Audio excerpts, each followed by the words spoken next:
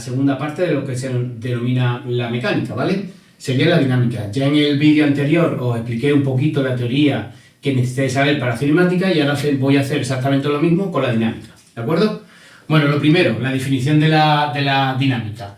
Pues la dinámica es la parte de la física que estudia la relación entre el movimiento y la causa que lo produce, que sería, en este caso, la fuerza. Acordaros que la cinemática era la parte de la mecánica que estudiaba el movimiento sin tener en cuenta la causa que lo producía. Por eso en todos los problemas o te daban la aceleración, o tenías que averiguar la aceleración a partir de la velocidad, o la velocidad a partir de la posición, etcétera, etcétera, etcétera.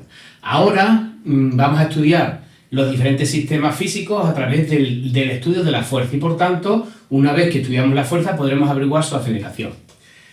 Vale, pues el movimiento de un cuerpo es el resultado de la interacción con otros cuerpos y que se describe mediante fuerza. La masa de un cuerpo es una medida de su resistencia al cambio de su velocidad. ¿Eso qué quiere decir? Que obviamente nosotros tenemos que calcular pues la resultante de todas las fuerzas sobre un objeto, de tal manera que la resistencia de ese objeto al movimiento es lo que se llama m, la masa o masa inercial. Más adelante, cuando veamos el campo gravitatorio, viene lo que se llama la masa gravitatoria, ¿no? Que es la masa, es la fuerza que se le ejerce cualquier cuerpo, eso sería la fuerza de la gravedad, ¿no? Es la fuerza que ejerce un cuerpo sobre otro por tener masa. Y ya en ese tema, ya cuando lo veas en ese tema, se va a demostrar que tanto la masa inercial como la masa gravitatoria es exactamente lo mismo, ¿vale? Pero en un principio, en aquella época, había una distinción entre la inercia a moverse, que es la masa, y la masa gravitatoria. Bueno, pero eso sería otro cantar. ¿Cuáles son las leyes de Newton? Bueno, pues como todos sabéis, existen 3 leyes de Newton que las tenemos que controlar a la perfección, no es solo una formulita y se acabó. La primera ley de inercia dice que todo cuerpo en el cual su sumatorio de fuerza sea exactamente igual a 0, quiere decir o que está parado o que tiene un movimiento rectilíneo uniforme. ¿De acuerdo? Eso es la primera ley de Newton o ley de inercia. Lo podéis comprobar, yo cuando a los alumnos les explico esto para que lo entiendan bien, yo les digo que cuando estoy parado, ¿vale? Y no me muevo, sin embargo yo acelero, estoy dentro de un coche, acelero y me quedo atrás. ¿Eso qué es? La inercia, quedarte parado, ¿de acuerdo? Pero si yo voy a velocidad de 100 km por hora y acelero, cambio a 120, entonces mi tendencia es quedarme en la posición anterior, ¿de acuerdo? A eso se llama masa. O si vas a 100 y frenas de repente, tu tendencia, ¿cuál es? A seguir en ese movimiento, ¿vale? Esa sería la primera ley de Newton. La segunda ley de Newton, que ya todos los conocemos, lo que pasa que Newton, la ecuación que él desarrolló no es sumatorio de fuerza igual a m por a, es una consecuencia de su ley. Su ley dice que cuando a un cuerpo de masa m se le aplica un sumatorio de fuerza, lo que hacemos es que variamos la cantidad de movimiento, es decir, P. Acordaros que P era igual a m por v, ¿vale? Entonces, habrá problemas en el cual la masa no varíe cuando le aplicamos una fuerza y solo variase la aceleración. Entonces simplemente fijaros que aquí donde ponga la P ponemos m por v, como la m es constante sale fuera de la derivada y ya sabéis que la derivada de v con respecto al tiempo es la aceleración. Por tanto, cuando sobre un cuerpo de masa m se le aplica una fuerza, se le produce una aceleración. Podemos demostrar la primera ley o ley de inercia simplemente diciendo, oye, si la velocidad es 0, la derivada de 0 con respecto al tiempo es 0 y por tanto el sumatorio de fuerza vale 0. Pero si la velocidad es constante, si yo derivo algo constante con respecto al tiempo, me sale también 0. De ahí la consecuencia de la primera ley de inercia. Pero también tenéis que tener en cuenta que muchas veces hay muchos problemas en el cual la masa varía. Por ejemplo, en los problemas típicos de propulsión a chorro, que han salido en varias comunidades, como por ejemplo en Madrid. Y también en el tema 5 que yo os proporciono, pues si no te quieres meter en lío y te dice el tema 5, creo yo que ponía que pongáis un ejemplo del principio de conservación de la cantidad de movimiento o un ejemplo de dinámica, ¿no? Entonces mucha gente que pone pues el típico problema de plano inclinado, que eso es fácil, ¿no? Eso de primero de bachillerato. Pero si vosotros en vez de poner eso, le ponéis algo más y subís el escalón, por ejemplo, propulsión a chorro, en el cual ahí lo que vamos a aplicar es la segunda ley de Newton, pero en el cual la masa de ese combustible va disminuyendo y aumentando la velocidad del cohete. Por tanto, subís un escalafón y cuando os vayan a corregir el examen, pues vaya a tenerlo como referencia a vosotros. porque el tribunal lo que hace es comparar al final. Y si tú le pones ese problema y está bien, por tanto, tú vas a ser, por decirlo así, el que se van a comparar a la hora de corregir los demás exámenes, ¿de acuerdo? Por eso siempre hay que subir un escalón más. Luego ya la tercera ley de Newton, que me viene a decir, la ley de Newton es la ley de acción y reacción. Quiere decir que si sobre un cuerpo se le ejerce una fuerza, ese cuerpo te ejercerá una fuerza al otro cuerpo en la misma dirección y sentido contrario. También es importante entender esta fuerza. Es decir, estas son fuerzas que se aplican a diferentes objetos. Es decir, tienen la misma dirección, diferentes sentidos, pero aplicados a diferentes cuerpos. Si esos cuerpos tienen diferentes masas, sus aceleraciones correspondientes serán diferentes. ¿De acuerdo? Ejemplo. ¿Cuál sería, por ejemplo, si nosotros tenemos la fuerza normal, que ahora lo explicaré? La fuerza normal es la fuerza que ejerce el suelo sobre un cuerpo, ¿vale? Siempre es perpendicular, ahora lo veremos. Y tenemos el peso. ¿El peso qué es? El peso es la fuerza que ejerce la Tierra sobre cualquier objeto que está a su alrededor. Venga, pues entonces vamos a explicar los tres tipos de fuerzas que más o menos vayan en contra de los problemas y ya os explico lo que os quería explicar aquí. Tipo de fuerza más común, tenemos el peso, ¿vale? El peso es la fuerza que ejerce la Tierra sobre cualquier objeto que está a su alrededor.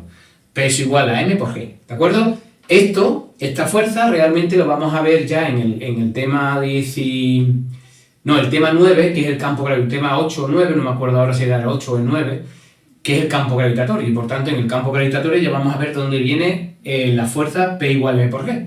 Esa fuerza sería F igual a menos g, masa Tierra, masa objeto partido del r al cuadrado por u sub r, donde g es la gravedad. ¿Vale? Entonces, lo que yo os quería decir con la tercera ley de Newton, que puede haber confusión, es que digo, no, ¿cuál sería la fuerza que cumple la tercera ley de Newton con el peso? Pues muchos alumnos, y a lo mejor alguno de vosotros que no haya dado o no se haya estudiado bien la dinámica, ¿vale? Y se acuerde de lo que dio en bachillerato o en la carrera, pues sería la normal.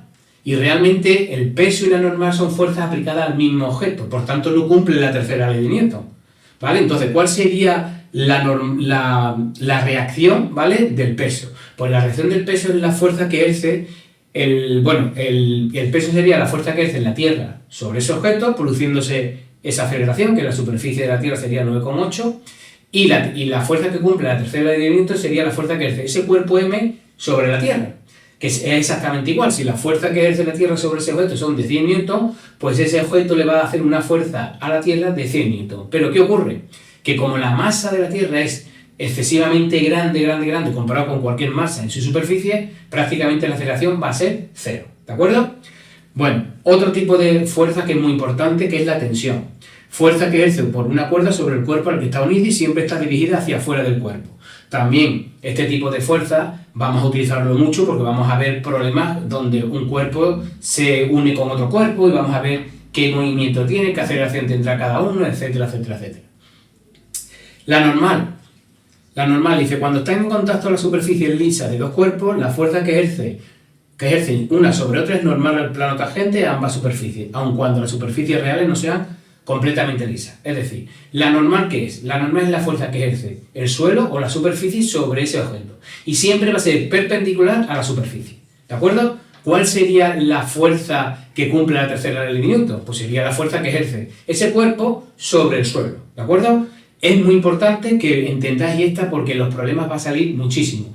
Cuando veamos problemas de sistemas de partículas, esto lo tenéis que dominar para que entendáis la dinámica de los problemas y luego apliquemos la segunda ley de Newton y apliquemos lo que son las sumas de vectores, ya que la fuerza es un vector. Bueno, y obviamente la fuerza, sus unidades es Newton, pero si tú no te acuerdas que la fuerza es Newton, ¿vale? Pues sería masa kilogramos y aceleración metros por segundo al cuadrado. Eso es un newton. Eso sería la aceleración de 1 metro por segundo cuando se le aplica a un cuerpo de masa m de 1 kilo, ¿vale? Una aceleración de 1 metro por segundo. Eso se llamaría un newton. Y aquí os he puesto varios ejemplos de normales para que lo entendáis, no el típico normal. Fijaros que tengo un cuerpo, pues la normal sería este. Esta es la fuerza que ejerce el suelo sobre ese objeto y va hacia arriba. ¿Cuál sería la que cumple la tercera ley de Newton? La fuerza que ejerce el objeto sobre el suelo, iría para abajo pero aplicado al suelo. ¿De acuerdo? Fijaros aquí que tenemos un típico problema de una escalera, le pusieron, me parece que en Andalucía 2023, creo recordar, o 2021, pusieron aquí una escalera en el cual pues tenemos que averiguar cuál es, no me acuerdo cuál es el problema, la verdad. Pero lo que me refiero es que tenéis que buscar todas las fuerzas que se le apliquen sobre el objeto y luego aplicar la segunda ley de Newton. ¿De acuerdo? Entonces, cuando una escalera está apoyada, ¿vale? La normal siempre son, fijaros que esta está apoyada aquí y está aquí, siempre es perpendicular, ¿vale? A la superficie. Si nosotros tuviésemos aquí, por ejemplo, un pasador, ya la fuerza no es perpendicular a la superficie, sino sería, pues, esta fuerza que iría para acá. Por tanto, esto es súper importante. Hay un problema que ya lo haremos, que es el tema de que también salió en alguna oposición, de un cartel en el cual ese cartel puede moverse, ¿vale? Puede moverse como las bisagras de una puerta. Y también tengo ahí hecho un problema sobre bisagras de puerta en el cual la fuerza normal no es perpendicular. Tendrá su componente X y su componente Y, porque en un principio no sabemos la dirección. Entonces es muy importante estas dos diferencias, ya que van a salir en diferentes tipos de problemas. Bueno, pues seguimos con el tema del tipo de fuerza. Nos falta una fuerza, que es la fuerza de rozamiento. Es una fuerza de reacción y obedece a la siguiente expresión, como creo que todo el mundo conoce: fuerza de rozamiento es igual a nu. Pues la normal siendo nu el coeficiente de rozamiento, ¿de acuerdo? Esta es una fuerza que se obtiene de forma experimental. Nu, pues depende del sistema de roce, no es lo mismo rozar acero con acero que acero con plástico, por ejemplo. Eso ya te lo daría el problema, o lo tendrías que calcular tú según pues, los datos que te den el problema. Pero tenemos que distinguir entre lo que se llama la fuerza de rozamiento estática y la fuerza de rozamiento dinámica. La fuerza de rozamiento estática siempre es menor que la fuerza de rozamiento estática siempre es mayor que la fuerza de rozamiento dinámica, ya que el coeficiente estático es mucho mayor, es mayor que el coeficiente dinámico. ¿Por qué razón? El ejemplo que siempre pongo es cuando tú vas a empezar a mover un coche, o un armario y te cuesta mucho trabajo al principio, pero luego una vez que el movimiento ya empieza, pues te cuesta menos trabajo. Y eso es debido a que, en los apuntes viene perfectamente explicado, debido pues a las crestas que hay desde el punto de vista microscópico, que cuando están parados se entrelazan más que cuando están en movimiento, y por tanto esa sería la razón a nivel microscópico de por qué el coeficiente de rozamiento estático es mayor que el dinámico. Y tenemos que tener esto muy claro porque hay problemas en el cual pues, hay que aplicar una cosa u otra. Vale. Ahora, ya hemos más o menos hablado de los diferentes tipos de fuerzas que os vais a encontrar en los problemas de mecánica, o de dinámica mejor dicho, y ahora aquí os he puesto un método para resolver, o métodos para resolver los problemas de dinámica, es decir, cómo le meto yo mano a un problema de dinámica, ¿vale? Entonces, como pongo aquí, primero, decidir claramente qué cuerpo o combinación de ellos hay que aislar. El cuerpo elegido contendrá una o más de las cantidades desconocidas. Ahora os he puesto ahí un ejemplo para que veáis cómo se aplica este método. Es decir, primero tengo que coger cuerpo o cuerpos y ver dónde está la incógnita, ¿vale? Y aislarlo de todo. Segundo, aislar el cuerpo o combinación de ellos mediante un diagrama que represente por completo su entorno o su contorno, ¿de acuerdo? Bueno, ahora con un ejemplo lo vais a entender claro. Paso 3. A continuación se representa en sus posiciones apropiadas en el diagrama todas las fuerzas que se ejercen sobre el cuerpo, aislados por los cuerpos suprimidos. El recorrido sistemático de todo el contorno revelará todas esas fuerzas conocidas y se representarán mediante flechas con su magnitud, dirección y sentido. Si, por ejemplo, como ya vamos a ver, la fuerza, hay un problema de una bisagra de una puerta en el cual esa fuerza, que sabemos que tiene giro, es una fuerza que tiene una dirección determinada. ¿De acuerdo? Y como no la sabemos, la ponemos al azar. De tal manera que después de resolver el problema, ¿vale? Después de resolver el problema y poner nuestro criterio de signo, nos saldrá tanto el signo, dirección, es decir, nos saldrá todo. Paso 4. Deberán indicarse directamente sobre el diagrama los ejes coordenados elegidos. Es decir, ya haremos problema en el cual pues vamos a elegir un eje de coordenadas perpendiculares, eje de las X y eje de las Y. ¿Por qué? Porque cuando vayamos a aplicar la segunda ley de Newton, como son vectores, ya sabéis que para sumar vectores sumamos las correspondientes X por una parte, la Y y la Z en el caso de forma tridimensional. Normalmente no va a ser tridimensional, va a ser un movimiento plano, X y Y. Entonces tendremos que, una vez identificado todas esas fuerzas de forma aislada de cada uno de los cuerpos, luego tendremos que hacer descomponer esas fuerzas. Y es muy importante elegir el eje más, en la dirección o los ejes cartesianos más adecuados. Por ejemplo, el típico problema que todos sabemos que es el plano inclinado, tenemos nuestro movimiento, que el movimiento sería o hacia arriba o hacia abajo. Entonces, normalmente, como pongo aquí, fijaros, si conocemos la dirección de la aceleración, suele ser conveniente tomarla como dirección positiva.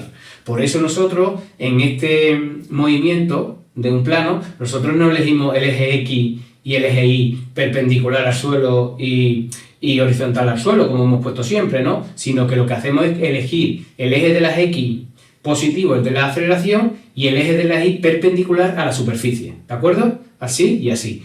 Hay problemas, que ya lo veremos, que en vez de es necesario no utilizar este eje, sino utilizar los ejes cartesianos normales y corrientes. Por eso se tiene que elegir el adecuado para que el problema salga más fácil matemáticamente. Pero tú puedes elegir el que te dé la gana, siempre y cuando tú veas los ángulos y según los datos del problema, pues elegirás uno u otro, pero al final todo se llega al mismo sitio. Bueno, pues una vez ya que tenemos aislados los objetos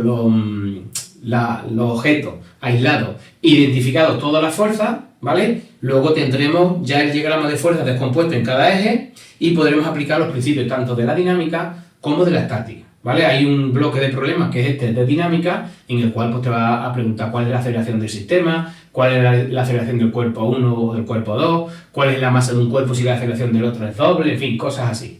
Pero hay otro bloque de problemas que se llama estática, que es el que pusieron en Andalucía hace un par de años, que hay otras condiciones, ¿vale? Para que un cuerpo esté quieto, por una parte debe ser que el sumatorio de fuerzas debe ser igual a 0, pero hay otra condición, que ya lo veremos, que es la estática, en el cual el momento de esa fuerza también debe ser 0. Es decir, los giros también tienen que ser 0 para que ese cuerpo esté quieto. Pero bueno, eso sería otro tema. Pues mira, fijaros, aquí tenemos un problema que lo haremos más adelante, en el cual tenemos dos cuerpos. Uno está aquí, está rozando con el suelo, y aquí tenemos otro cuerpo B en el cual está encima. Y aquí hay una cuerda. Y el problema te dice que averigüe, me parece que era la fuerza de rozamiento que ejercen entre ellos dos. Y aquí hay una fuerza que tira hacia allá, ¿de acuerdo? Entonces, ¿qué tenemos que hacer? Primero, aislar cada elemento, el de arriba y el de abajo, y fijaros las fuerzas que hay. Vamos a empezar con el de arriba. Fijaros, tenemos la tensión, que siempre va en sentido contrario, tenemos ahí NAB, aquí he puesto NA, pero es NBA. NAB, ¿qué significará? Es la fuerza que ejerce la superficie de A sobre B, la superficie de A sobre la normal, ¿de acuerdo? Luego tenemos el peso de B que tira hacia abajo, y nos tenemos que dar cuenta que entre esta superficie y esta superficie hay contacto. Por tanto, habrá una fuerza de rozamiento que ejerce el cuerpo A sobre el cuerpo B. Fijaros, 1, 2, 3 y 4 fuerzas. Ya os explicaré por qué he puesto aquí la fuerza, en fin. Ahora nos vamos al cuerpo de abajo, que también lo aislamos y decimos, bueno, esta es la fuerza que tiro yo hacia la derecha, la fuerza. Tenemos peso A, que es el peso, la fuerza que ejerce la Tierra sobre el objeto. Tenemos NBA, NBA significa la fuerza normal, es decir, la fuerza que ejerce el cuerpo B sobre el A, porque está aquí y por tanto hay una presión, una fuerza. ¿Qué más fuerza hay? NA, que sería la fuerza que ejerce el suelo sobre el objeto. Luego hay otra fuerza que sería la fuerza que ejerce la fuerza de rozamiento que existe entre B y A, que fijaros cómo lo pongo. Si conocemos una de un cuerpo, la fuerza de rozamiento, estas dos fuerzas son fuerzas que cumplen la tercera ley de Newton, son fuerzas que tienen la misma dirección, sentidos contrarios y aplicadas a diferentes cuerpos. Por tanto, el rozamiento hará una cosa diferente a este cuerpo que tiene una masa diferente y a este cuerpo que tiene otra masa diferente. Pero fijaros que la dibujo en sentido contrario. ¿Qué más? Y luego tenemos F sub RA, que sería la fuerza de rozamiento que existe entre el cuerpo A y el suelo. ¿Lo veis? Pues una vez identificado cada uno de estos, entonces lo que tenemos que hacer es descomponerla. En este caso ya están todas descompuestas y tendremos que aplicar la segunda ley de Newton, en fin, o la estática, ya iremos viendo cómo se plantea. Pero todos estos problemas de dinámica, que es el estudio de la fuerza, es buscar todas las fuerzas que haya, tanto en el sistema en conjunto, porque fijaros, si yo junto este sistema, ¿qué ocurre? Que tanto esa F como esa FR son fuerzas que cumple la tercera ley de Newton y se anula. NAB también se anulará con NBA, ¿de acuerdo? Y al final tendremos pues menos fuerza. Por eso todos estos problemas de dinámica que se complican un poquito con varios cuerpos, lo primero que hay que hacer es coger el sistema completo y el sistema aislado. Y luego ver, según los datos del problema, pues podemos coger el sistema completo en el cual se van a anular un montón de fuerzas y por tanto se simplifica dependiendo de los datos. Pero luego seguramente te digo, oye, ¿cuál será la fuerza que ejerce A sobre, o la fuerza de rozamiento entre las dos superficies? Entonces para ello tendremos que escoger uno de ellos y con los datos del problema, con la aceleración, ya aplicar la segunda ley de Newton aquí y podremos averiguar cuál es la fuerza de rozamiento, ¿vale? Esto sería un ejemplo. No sé si son 20 y tantos problemas lo que tengo ahí previsto y ahí pues vamos a hacer un montón de problemas de dificultad, algunos altas, otros más bajas, pero obviamente si sabes hacer esto, sabes hacer cualquiera, ¿de acuerdo?